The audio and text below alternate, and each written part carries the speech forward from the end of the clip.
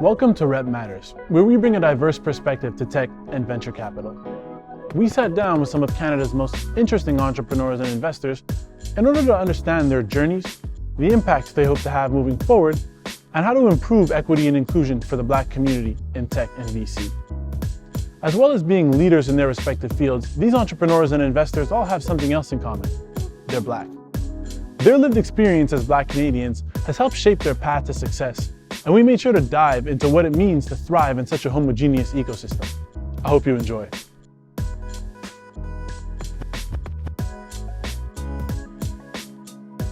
Today we have the formidable Andre Charoo. Andre is the founder of Maple VC, a San Francisco-based early-stage VC fund focused on investing in Canadian entrepreneurs wherever they are in the world. He's also a venture partner to Novia Capital and co-chair of the C100. Andre was one of the first 25 employees at both Hired and Uber, and actually led Uber's expansion into Canada, given that he's a Toronto native. I'm so excited to have him here on the show. Please welcome Andre Charoo. Andre, welcome. Thank you so much. Yeah, so tell us a little bit about yourself and your journey into creating Maple VC. Yeah, absolutely. So as you mentioned, born and raised in Toronto. My first, I went to school, University of Toronto, studied economics.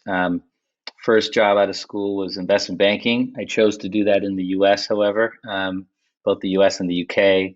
And then that's when I made my first foray into tech, while my peers went to the typical routes after investment banking, like private equity, hedge funds, or business school. I decided to try my hand starting a company. That brought me to Silicon Valley.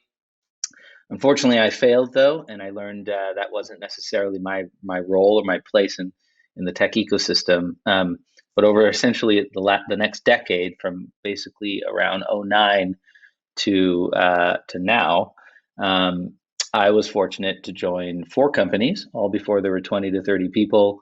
As you mentioned, early at both Uber and Hired. So I got it right 2 to 4 times. And I effectively am parlaying that experience into investing. And the 2 wins on my resume, ironically, were founded by Canadians, or coincidentally were founded by Canadians. And that led me to start looking into deeply the Canadian ecosystem beyond just in Canada, like what we like to call like the Canadian expat ecosystem.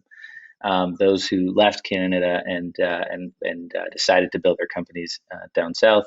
And that led me to find companies like Instacart, Wish, PagerDuty that went public in 2019, Cloudflare, Notion, the note-taking app, GetAround, Fair. There's actually a bunch, and frankly, a disproportionate number of multi-billion-dollar companies started by Canadians. And what I found, that there were no Canadian investors that I could see on any of those cap tables at the earliest stages, and found sort of that those wins per se weren't making their way, at least financially, back to Canada. So that was sort of the idea to start Maple, which is it's me. It's a single GP seed stage fund, investing, as you mentioned, in the most ambitious Canadian founders anywhere I can find them around the world, and with the hope of ultimately, if those founders end up being outside of Canada, let's see if we could return that capital back to Canada. So that's amazing. And from your perspective, you have a really global overview of what's happening with Canadian entrepreneurs, and I'm sure also just Canadian tech talent in general. What do you feel is the cost to Canada of these talent and these founders getting funded outside of Canada and just not participating in the Canadian economy?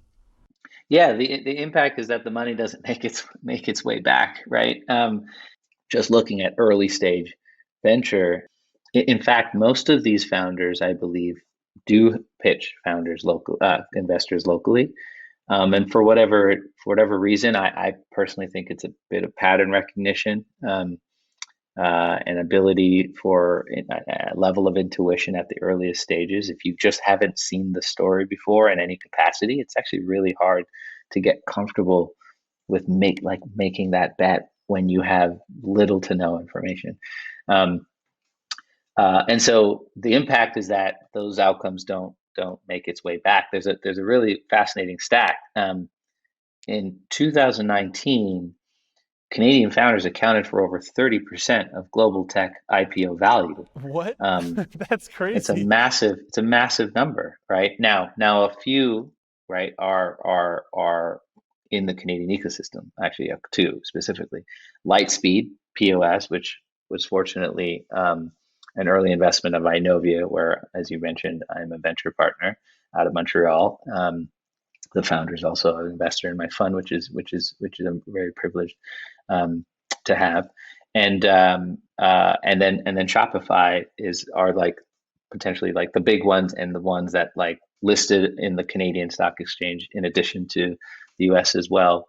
But other companies now that went public during that year that contribute to that number is PagerDuty, Uber, of course, Slack, right, that went public, the Canadian founder Stuart Butterfield, and Cloudflare. And all of this value, i.e., 30% of global tech IPO value in 2019, it all came in the last 10 years, or like from basically out of the 2008 financial crisis.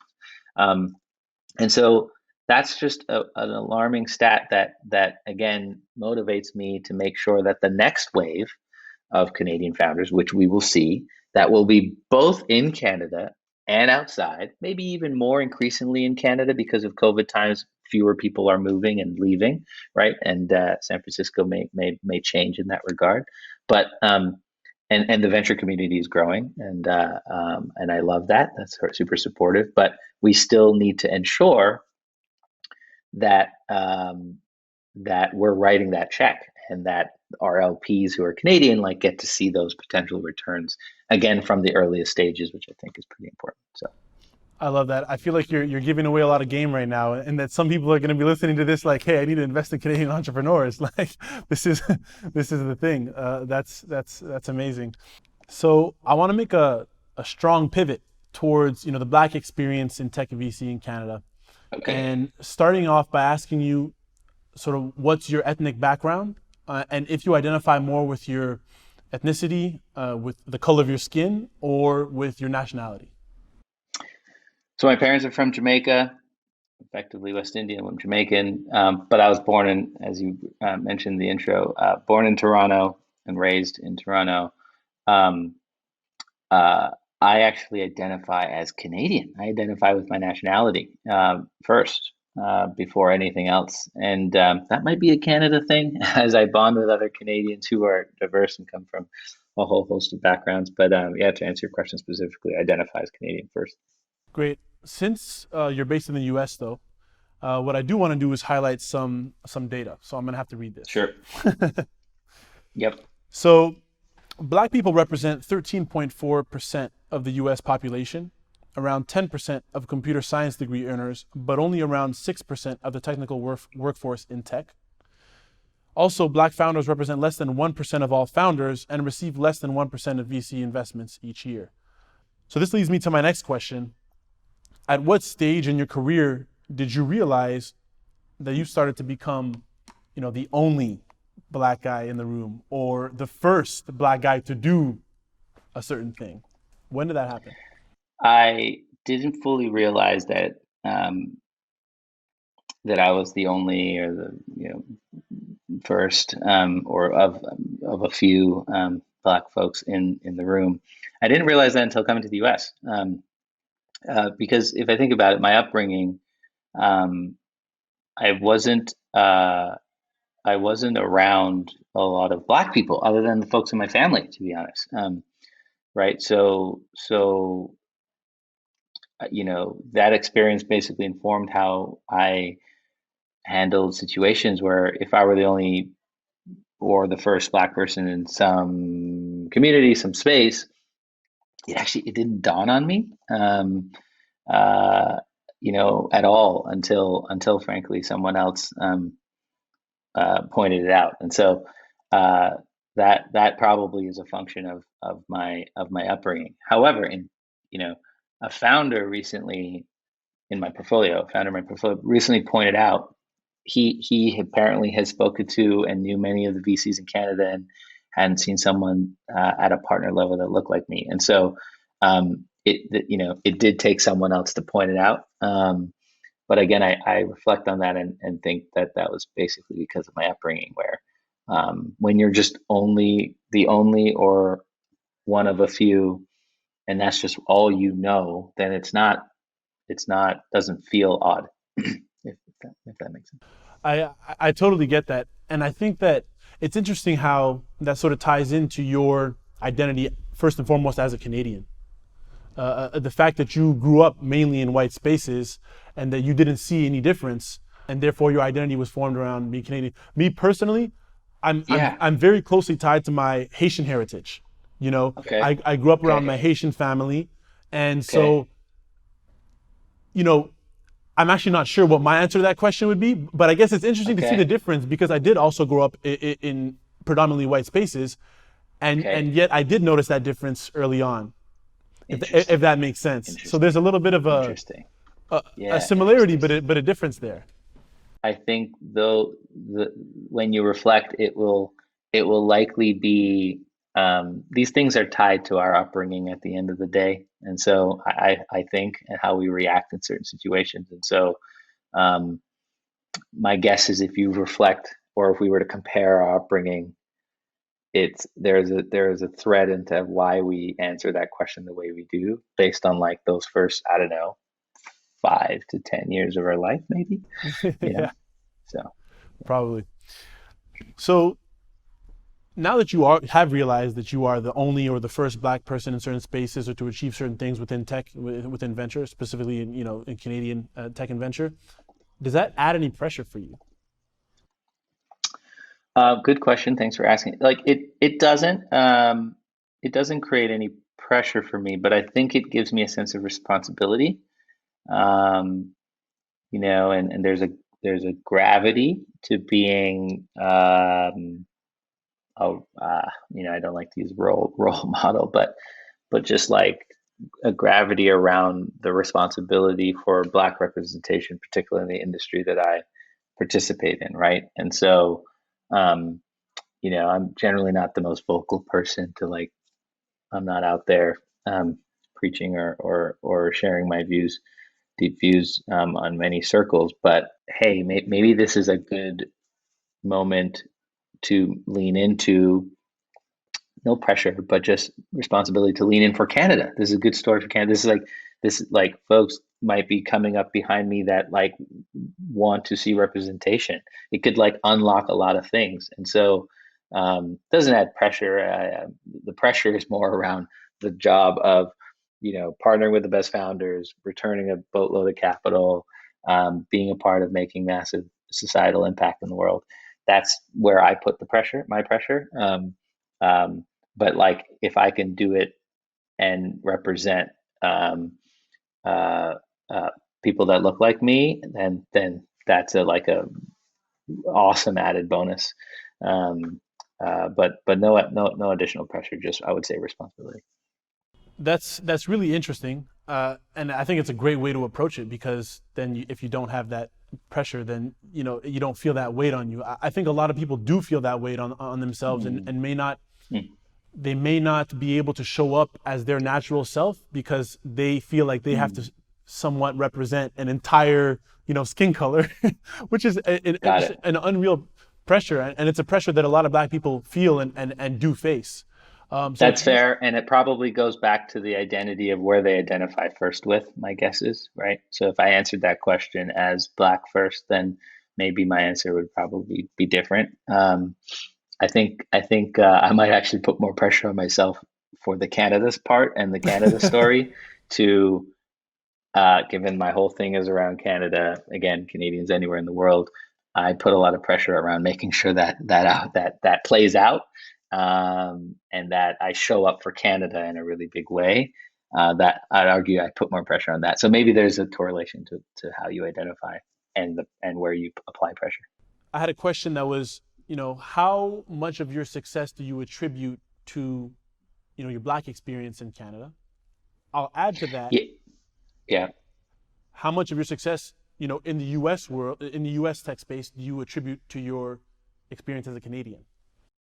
To be honest, I view my success first and foremost from my upbringing, as I mentioned. But the values instilled in me at my upbringing was actually being a Christian first. So just Christianity, I attribute my success to first and foremost. Uh, I do think, though, my diverse background, being able to sort of navigate and respect many different cultures, which I attribute right to growing up in a pretty diverse city. I actually think Toronto, and you can fact check me, but I think Toronto might be the most diverse city in the world. But yeah, I think that is also part of the success. And I think that is a shared kind of Canadian experience and value system. So I actually attribute my success to being Canadian, man. I think my unfair advantage in the world is being Canadian. I like literally think that. Um, and so that's how I would success it. To answer your question, but to the to the other point about like black in the U.S. Um, especially in this cultural moment in time, I do think there are tailwinds. I think I mentioned earlier that Canada is a tailwind, everything that Shopify and all the stuff and that's happening there in that ecosystem, and these Canadian expats who've created these multi-billion-dollar companies. Tailwind number one, that's awesome, right? For me, given that I'm focused on that network. But second tailwind, Black Lives Matter, um, right? Like now, uh, LPs, investors, founders are probably getting more calls or being able to um, get in front of more people than maybe ever before, um, to pitch whatever they need to pitch and for that check to be written. And so that check may have been written, like, but it might have taken a lot longer. Um, and so tailwinds, timings, timing like helps accelerate stuff. And I think there's this moment in time for Black people particularly that we can accelerate our path to progress. And like I'm happy to lean into that, right? And so I would say that would be a second part of like a moment in time now that is helping towards, I think, my success. I couldn't agree more. And I think, like you said, Canada's having a moment, right? Over the past decade, we've had a few moments, and hopefully that Yes, continues. more. Yes.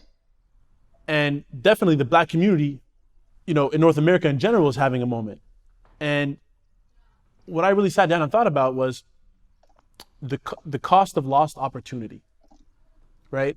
Hmm. If What do you think the impact would be if the Black community isn't part of this innovative tech industry? What happens if the Black community is not a part of that conversation? From the innovation, all the way to the use of those products and the financial tailwinds that come from that. What's that cost of lost opportunity in your mind?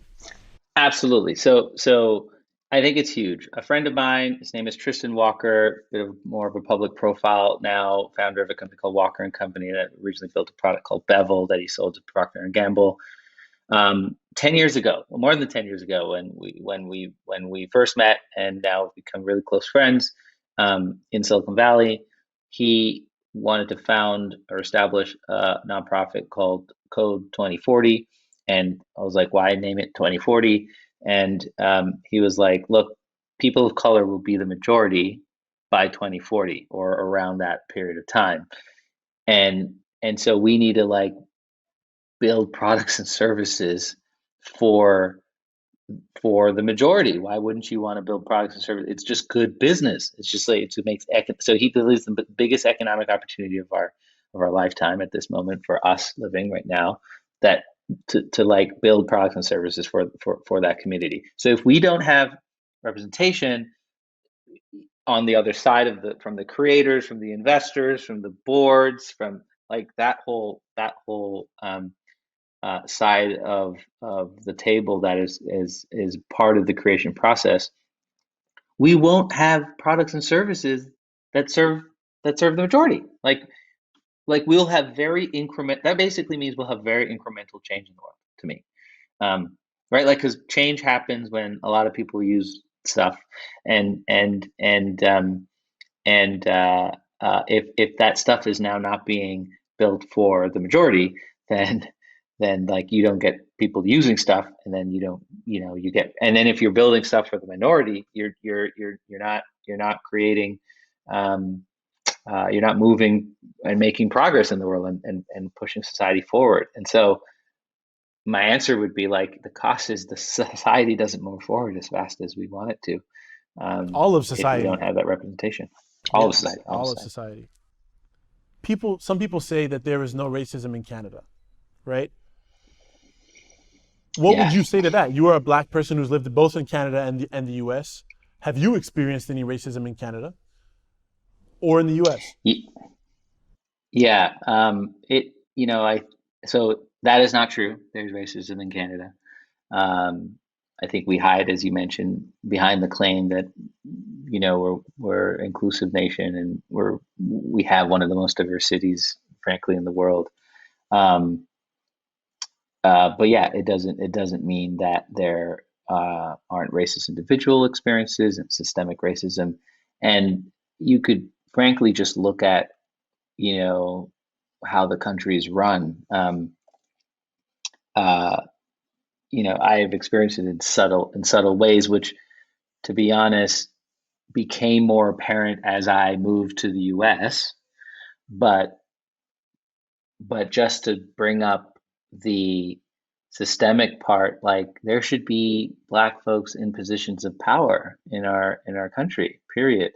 And as an example, I am on, so as my co-chair of the C100 role and responsibility, I participate in a group called the Business Council of Canada meeting, which basically is a group of 100 CEOs of Canadian companies or subsidiaries of global companies that represent about 50% of the GDP of Canada, and employ, this group of 100 employ somewhere around 2.5 million Canadians. Whoa. It's a massive number. I'm the only black person in the room, one of 100. And then, granted, I'm not a CEO of any of those companies, and we're the only nonprofit, fortunately, to be in the room.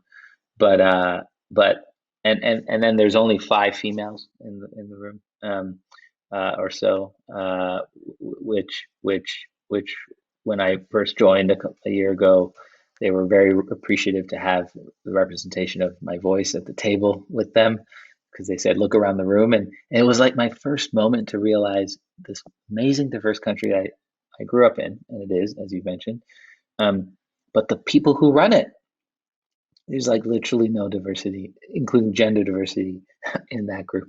That run our like they run the for profit, they run half of the GDP, and so that was like a eye opening moment for me. That I would say basically explains that there has to be systemic racism for this to exist.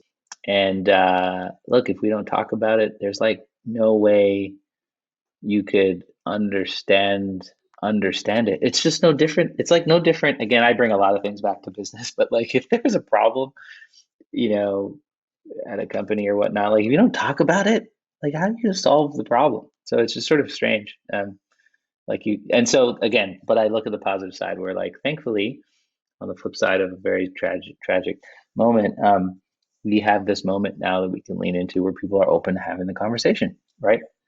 And so, like, we like, that is awesome. We got to lean into that, and carry that tailwind as far as we can go, so that we can be on the right side of progress and change. Um, and uh, I fully believe one day we will start to see a better representation, particularly in that group, but just in general at the highest levels in Canada. So I want to bring it back to VC and ask you, in your opinion, what do you think, LPs and investors can do to make a difference for black entrepreneurs? Whether we like it or not, this concept of homophilia, like, we are attracted to people that look like us. Like, we are just generally, um, more connected to those people that look like us. Like whether we like it or not, I kind of believe in that notion. And so, um, if you want to attract and deploy capital to Black founders, I'm going to tell you it's going to be really hard if you don't have someone on the other side of the table that looks like you to invest in them. It's going to be really hard. And so VCs need to hire Black folks. That's it. I think that's what they got to do. Yeah. So, what do you think the main pain points are for the Black community or the Black entrepreneurs in general? I think it goes back to representation. There's just they don't see enough um, Black representation from founders to boards to investors to early employees to people who have had wins. To my point about pattern recognition earlier, we just need to see more of it. That's the point. The pain point is we don't see. We don't see Black folks with big wins. So there's already a huge Canadian expat community, right? We move around and we make a difference throughout the world. How can Canada retain its Black talent? We are actually at C100 thinking about creating a group for Black Canadians living in the US. And if we can bring everyone together, how can that help connect us to a lot of our constituents, the companies that we support, from talent capital, a network that we are able to open up for them that is super unique and probably at the highest of levels in the tech industry, are based in Canada, and we can connect that talent a lot more in a fluid manner, if we were all sort of better organized and better connected. And so, that is that is uh, that is one way where it's okay to come to the US and do what you want to do for a whole host of reasons, perhaps around more Black representation, for you to be funded. But if you could still remain connected to Canada in some regard, some shape or form, I think that can be helpful, because then you'll go take that experience and likely again you might want to come back. So I don't sort of you don't have to, in my opinion, stay in Canada. Although I think we will naturally see more people stay. Pattern recognition is going up, ecosystems growing, and Shopify, hopefully more Black representation at the highest levels, as I pointed out, and that you've named a few others. As that grows, that will drive people to be like, I don't have to leave. This is actually pretty awesome. I could stay here and build my business. And that's amazing. So, what advice would you have for Black entrepreneurs pitching to try to get money here in Canada? Demonstrate your unfair advantage somehow, some way, because everyone has it. And sometimes it takes time to build towards it. So you'll figure out whether you're ready for that, um, for this moment in time or not. And then pair that with your unique insight for the problem that you're solving and why that unfair advantage lines up to solving that at that moment in time. And then never forget how that will build into this vision of making a big impact in the world. It's meant to be risky, so it's meant to make a massive dent in the world somehow, so way or shape or form. And so, I don't think you make that dent if you don't have an unfair advantage somehow, which again I believe everyone has.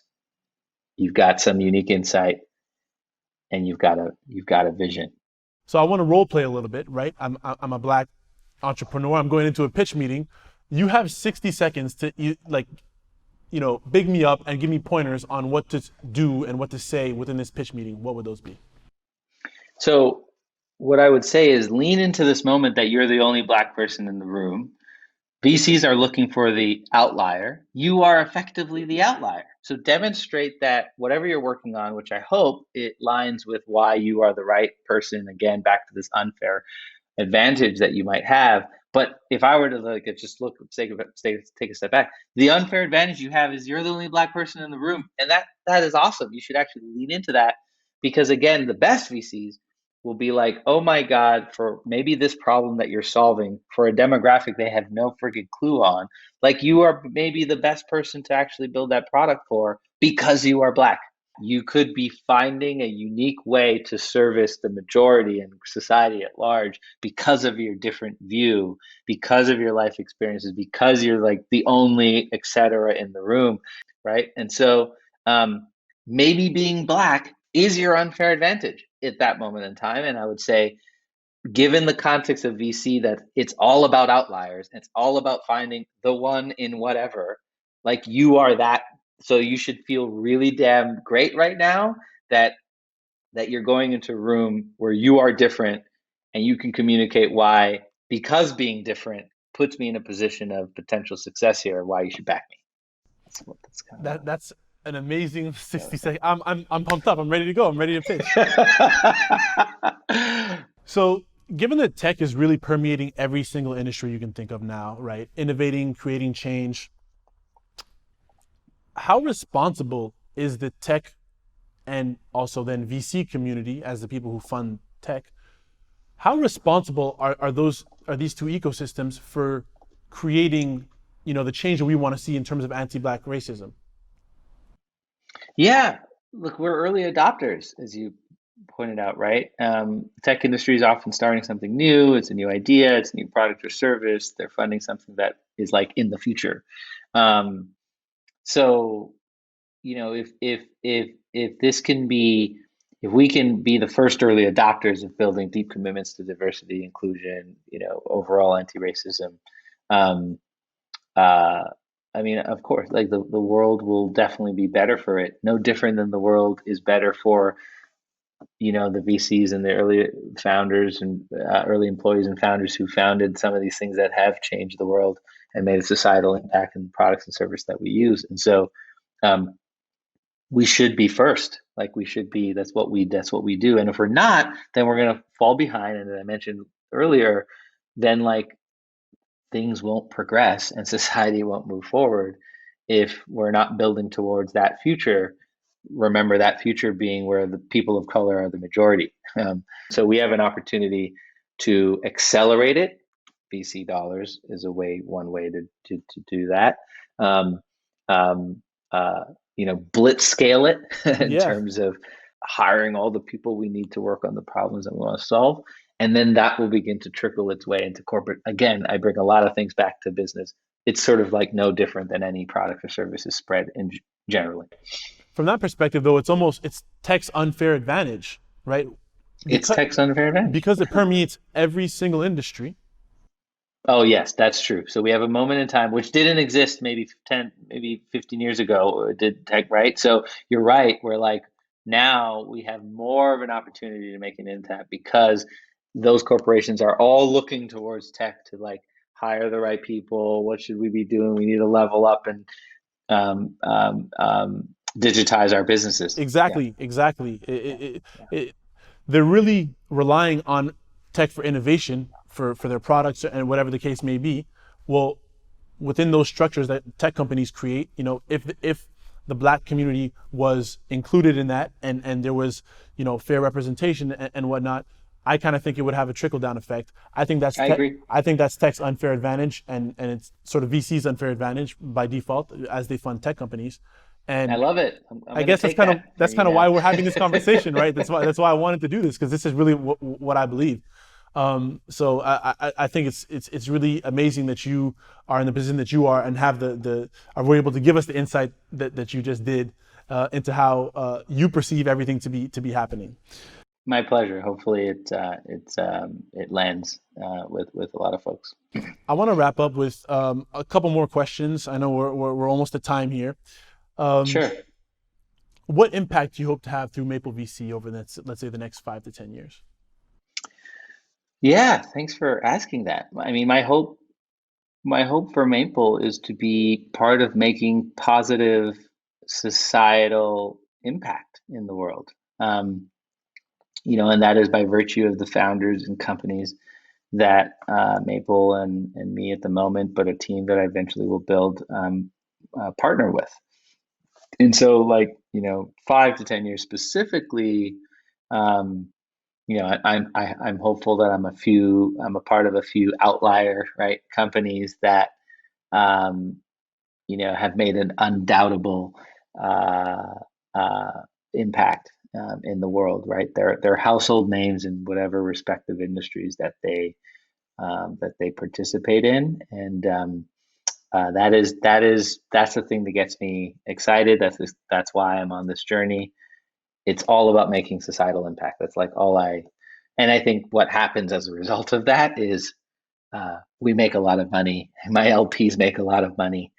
A lot of that money makes its way back to Canada, um, and and both parties are really happy in terms of founders and their impact and our accelerant that we were able to partner with them on, and LPs seeing that their dollars went to making impact as well, but also came at a really great return as a result. That's amazing. So I want to go into something that I call the devil's advocate segment. Okay. Okay. So basically, what I'm going to do is I'm going to say a couple statements and questions, right? And I want you to respond very briefly. And these statements and questions are things that I've actually heard or people have told me. Okay. So number one, why does representation matter? It matters because it's the way we're going to better serve the world through the products and services that we create. At my company, we are colorblind. We don't see race. There has never been a racism issue. And you can go a little bit longer on this one. It doesn't have to be just one statement. Well, the fact that you say you're colorblind is, in my mind, a racism issue in and of itself, because there's no acknowledgement of different races and different experiences. And again, as I mentioned earlier, I think we have to actually acknowledge trauma, acknowledge experience, leads us to then better understand. It then leads us to have action towards changing it. But without seeing race, then you're not able to even create a space to have that acknowledgement or conversation. I totally agree. Why do we have to be talking about race all the time? Can't we just get along? Again, without talking about it, and to my example of that employee research group at Hired, which I feel very grateful now to be a part of, even though initially I was a little apprehensive. It allowed a space for people to acknowledge trauma, experiences that a lot of folks did not understand, and it opened up that people's minds, which led folks to change. And it's sort of no different than, as I mentioned, right, other problems that people may face. If we don't talk about it, then we can never get them fixed. So that's kind of why we need to be talking about race all the time. And I'm thankful for this moment in time where a large part of the world is talking about it, because then we will see change as a result. And if we can look back, change didn't happen in the past because we didn't talk about it. So I couldn't agree more. What's your favorite book on anti-racism or Black history, and why?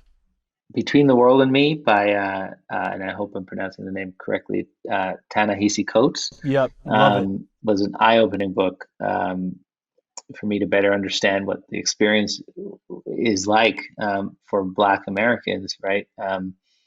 As a young kid learning to navigate a very unjust world, and as the father in the story, desiring to sort of protect and open up as much opportunities for his child. It was impactful because as a Black Canadian, the experiences was for me a little different. But there were some aspects that I could draw on of how my parents raised me, and sort of remember your skin color in these particular situations that you might be in or find yourself in, and you kind of have to look a certain way. So in reflecting, which was triggered by this book for me, it allowed me to see my upbringing and just shed light on this topic in a way that so far other books haven't. So. Yeah, I think it's an amazing book. I really love it too. Andre, thank you so much for joining us today. It was really my pleasure to talk to you about everything that's going on in Canada and in the US. Thank you so much. It was awesome. So thank you. My pleasure. Thanks for watching Rep Matters. Keep the conversation going by liking, commenting, and especially sharing our videos with your community. Stay updated by following us on Instagram, LinkedIn, and Twitter, and subscribing to our YouTube channel. See you next time.